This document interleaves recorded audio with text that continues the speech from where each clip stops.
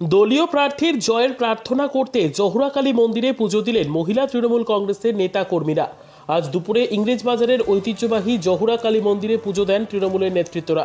দলের পক্ষে অপরাজিতা চক্রবর্তী জানান, আমাদের দলের দক্ষিণ মালদা লোকসভা কেন্দ্রের প্রার্থী শাহনওয়াজ আলী রায়হানের জয়ের জন্য পুজো দিতে এসেছি। আশা করছি গত বিধানসভা নির্বাচনের মতো মানুষ এবারও মমতা বন্দ্যোপাধ্যায়ের ওপরেই ভরসা রাখবেন।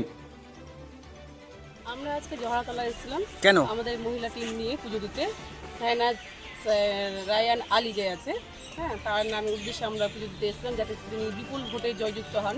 তাই আমাদের যে মহিলা টিম আছে মালদা জেলা মহিলা তৃণমূল কংগ্রেসে, তাদেরকে নিয়ে আমরা মালদা জেলার পার্টি অফিস থেকে জহরাতলার উদ্দেশ্যে রওনা দিয়ে পুজো দিলাম। পুজো আমাদের খুব ভালো হয়েছে এবং সেখানে আমাদের টাউনের মেয়েরাও আছে, টাউনের আমাদের প্রেসিডেন্ট অর্পিতা দি আছে, শুক্লা দি, আরও মুনমুন, আরও অনেকেই আছে যাদের নাম প্রত্যেকের নাম জানি না। তো আমাদের পুজো খুব ভালো হয়েছে, আমরা তাদের খুব খুশি। মায়ের কাছে